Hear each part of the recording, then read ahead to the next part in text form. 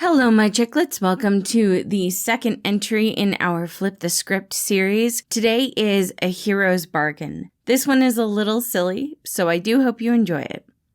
Patton didn't like this. He had captured a hero, actually taken them down and into an abandoned warehouse and chained them up. He was supposed to be trying to be better. He had been talking to Virgil about ways to be a better vigilante because Patton didn't believe he could become a hero. This just proved him right. The hero in front of him was the last person to see Virgil, and Patton would do whatever he needed to find his friend, even if that meant crossing a line he couldn't uncross. Tell me where he... Patton looked at the hero, handcuffed to a pole, curled up in a very familiar gray cardigan. Is that my sweater? You weren't using it, the hero Artemis said in a far too cheerful tone for someone who was supposed to be captured. How did you even get a hold of it? He shrugged. I have my ways. Why didn't you put a heater in this place? It wasn't like I planned this, Patton said, suddenly completely thrown off his rhythm. What was the hero doing? Trying to set up a conversation? Trying to be somewhat friendly to Patton?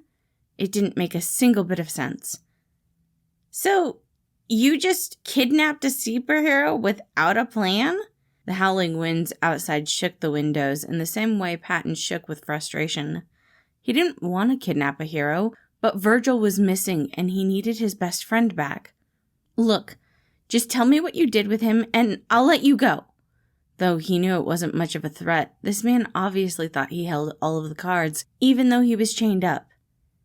I mean, I don't even know who you're talking about. Virgil, Patton shouted, voice going hoarse as he fought back his own tears. He thought he had better control than this. He knew he had better control. He had long since mastered the art of hiding his own emotions, and yet, over the past few months, Virgil had become so important to him that there was no way for him to hide his frustration. Tell me where he is. What did you do with him? Who? Tall man, purple fringe, eyes that could melt your soul. Virgil! Oh, you mean the civilian? Yeah, I talked to him, but then I took him home. He hadn't been there when Patton checked, and the last time Patton called, he hadn't gotten an answer. Scrambling for his phone, Patton attempted to call Virgil, any confirmation that what the hero was saying was true. His breath shone in the air as he tapped his foot impatiently, only to freeze as he heard a soft muttered, "Hello?" Virgil, you're okay. It came out more as a sigh of thankfulness than a question, but Patton waited for an answer nonetheless. Yeah, Pete, I'm fine. Why did you think I wasn't?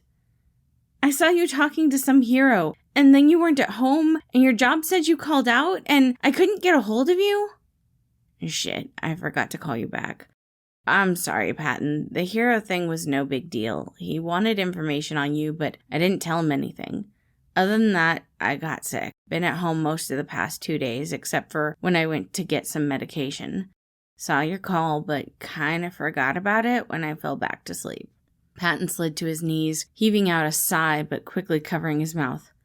Good. I'm glad you're okay. He could hear a yawn on Virgil's end, and he tried not to worry too much. Are you still tired? Yeah, I think I'm gonna go back to bed. There's a snowstorm coming in, so be careful, okay? I'll be okay. I promise. You get some rest. All right. Night, P. He heard the line go dead and felt a warmth over his back. See, he's okay. Patton looked up at the hero who was standing over him and was smirking lightly. However, Patton no longer had the energy to fight or figure out how the hero had escaped the handcuffs. You really care about him. Yeah, I do. It was probably a mistake to admit that, but Patton wasn't trying to be an enemy anymore. Not really. The hero sat down next to him, curling against Patton and sharing his warmth. Despite complaining about the cold, he was actually very warm, almost like a heater. That's good. It's important to have people you care about, Patton. You know my name? He was quiet. The building was getting colder, and Patton could hear the wind outside. Well, yeah. People think my brother is the smart one, but I'm really the brains of the operation. My name's Remus, and I want to talk to you about a few things. He wrapped his arms around Patton, pulling him closer. "After we survive this storm." Patton sighed, slowly nodding his head. He guessed he owed the hero that much, as long as he managed to survive this storm. Thank you all for listening. We will be back next week with the next installment. I do hope you all enjoyed this, and I hope you have a wonderful day.